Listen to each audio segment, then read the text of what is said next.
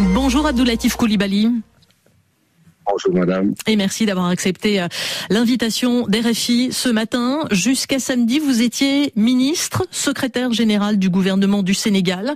Vous avez accompagné Macky Sall depuis le début, depuis 2012, en tant que ministre de la Culture, de la bonne gouvernance, en tant que porte-parole aussi. Mais après l'allocution du président annonçant le report à une date encore inconnue de la présidentielle qui était prévue le 25 février, vous avez décidé de démissionner. Pourquoi cette décision ? Madame, j'ai décidé de partir, de quitter le gouvernement. J'ai annoncé au président de la République immédiatement après son discours. J'ai décidé de partir parce que j'ai envie, madame, de retrouver toute ma liberté. Ma liberté de pouvoir exprimer mes opinions, de pouvoir également dire ce que je pense par rapport à ce qui se déroule aujourd'hui dans mon pays. Parce que je considère qu'il y a des moments de l'histoire où on ne doit pas se taire, on ne doit pas respecter la solidarité gouvernementale pour d'être complètement en dehors. Cette décision de report, pour vous, c'était l'entorse de trop, la goutte d'eau qui a fait déborder le vase ? Tout à fait. Parce que je me suis dit, le président de la République n'avait pas le pouvoir de le faire, l'Assemblée nationale encore moins, et la raison est très simple. En 2016, nous avons parcouru le Sénégal, et le président Macky Sall avait raison de procéder à la réforme de la Constitution pour faire en sorte que le mandat du président de la République, dans sa durée, comme dans le nombre de mandats, soit érigé en un principe intangible. La loi est sublimée pour en faire en sorte que le mandat ait le même caractère et la même nature juridique que l'intangibilité du caractère républicain de l'État sénégalais. Et nous étions d'accord avec lui. Et c'était bien de le faire. Et aujourd'hui, voilà. Pour vous, lui-même décide de renoncer à tout ça. Ouais. Pour vous, il s'est déjugé, il a trahi ses engagements. Lui, il s'appuie malgré tout sur un article de la Constitution qui dit que le président peut rester en place jusqu'à l'arrivée au pouvoir de son successeur. Chacun trouve en fait dans cette Constitution des arguments justifiant sa position. Vous le contestez ? Je sais pas que je constate. Je constate simplement que nous avons rejeté tout ce que nous avons dit et tout ce que nous avons engagé les Sénégalais en 2016, nous avons décidé. Le président lui-même disait en 2012, quand le président Obasanjo venu comme observateur, avait suggéré l'idée de reporter l'élection de 2012. Lui-même disait, il n'est pas envisageable ni possible que le président de la République lui-même puisse augmenter d'une journée son mandat. De fait, le droit aujourd'hui. Est-ce qu'il y a d'après vous une visée politique à ce report, au-delà de la question sur la légitimité, le droit ou non de Macky Sall à décider de ce report? Est-ce qu'il y a une visée politique alors que la campagne du Premier ministre Amadou Ba semblait avoir du mal à décoller? C'est vous qui avez dit que la campagne semble avoir du mal à décoller. C'est un jugement que vous avez porté. Vous n'avez pas vu les sondages qui sont faits au Sénégal. Vous les avez étudiés. Moi, j'en ai vu. J'en ai vu de mes projets. Et croyez-moi quand je vous le dis. Donc, ce jugement que vous avez porté n'est pas exact. Deuxièmement, c'est pas parce que la campagne Amadou Ba a du mal à décoller qu'il faut en conclure qu'il faut annuler l'élection de février. C'est pas imaginable. Lui-même, Macky Sall, en 2012, il avait moins de 27% du suffrage. On aurait pu dire que sa campagne décollait mal. Abdoulaye Wade est sorti avec moins de 40 et quelques. Sa campagne décollait, n'avançait pas. Pour autant, Abdoulaye Wade n'avait pas décidé de supprimer l'élection.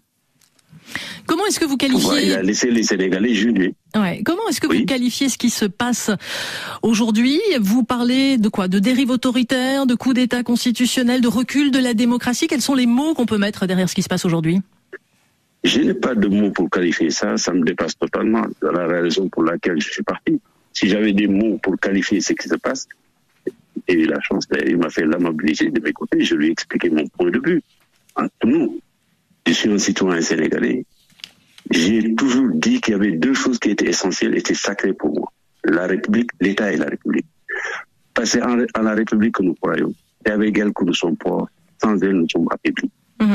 Donc vous nous dites que vous aviez... Personne n'a le droit d'affaiblir la République. Ce qui se passe, c'est qu'on affaiblit la République. Vous nous dites que vous aviez alerté le président Macky Sall sur les risques de décider d'un tel report. Vous n'avez donc pas été entendu. Alors l'Assemblée nationale va se pencher aujourd'hui sur ce report. Le projet propose 6 mois. Quelles sont, pour autant que vous le savez, Abdoulatif Coulibaly, les intentions de Macky Sall? Faire durer cette transition jusqu'à quand? Justement, je ne peux pas comprendre ses intentions. Parce que ce report n'est pas un avantage pour lui et en rien du tout. Peut-être satisfaire quelque part une demande que je ne réalise pas, que je ne vois pas l'objectif final qui est attaché à ça. Peut-être c'est simplement quand on exerce le pouvoir qu'on croit que tout est possible. Et tout ce qu'on pense devoir faire, on le fait. Oui, mais dans la seule mesure où ça va dans un sens et se déroule dans le sens de l'histoire que nous voulons pour notre pays. En 2023, le 3 juillet, avec une lucidité remarquable, le président se présente au Sénégal. Le dit, je ne serai pas candidat, même si la loi m'en donne le droit. À mon avis, il aurait été préférable, s'il veut rester au pouvoir, de s'engager comme Abdoulaye l'avait fait, d'avoir à faire face à des contestations, ce qui aurait été normal, mais de se présenter au suffrage des Sénégalais. S'il gagne, il est président de la République. S'il ne gagne pas, il fait comme Abdoulaye Wade avait fait. Mais Macky Sall aujourd'hui dit qu'il ne sera pas plus candidat après ce report qu'avant, qu'il laissera de toute façon la place. Mais c'est encore pire de le dire, de le savoir et de faire ce qu'il a fait. C'est encore pire. Pourquoi? Parce que s'il était candidat, madame, il aurait lui-même participé au cours de l'histoire. Mais cette fois-ci, il arrête l'histoire. Même momentanément, il arrête. Et tout le monde est concerné. S'il se présentait et assumait sa volonté de le faire, il aurait été contesté, mais il serait présenté au suffrage des Sénégalais. Les Sénégalais auraient dit oui ou non. Mais là, c'est lui-même qui décide du sort global du pays. Est-ce qu'il a pu y avoir, d'après vous, un accord avec le PDS de Karim Wade pour un report de ce scrutin? Parce que c'est vrai que c'est étonnant de voir le président de la République mettre ainsi les institutions en danger pour voler au secours d'un opposant et lui permettre éventuellement de se présenter finalement. Un accord écrit, je ne sais pas, je ne veux pas le dire, mais un accord sur la démarche et la procédure, c'est évident. La majorité a voté avec le PDS. Et le PDS. Avec le PDS de Karim Wade. De façon très grave, le Premier ministre d'avoir corrompu des magistrats. Et ça, c'est écrit noir sur blanc.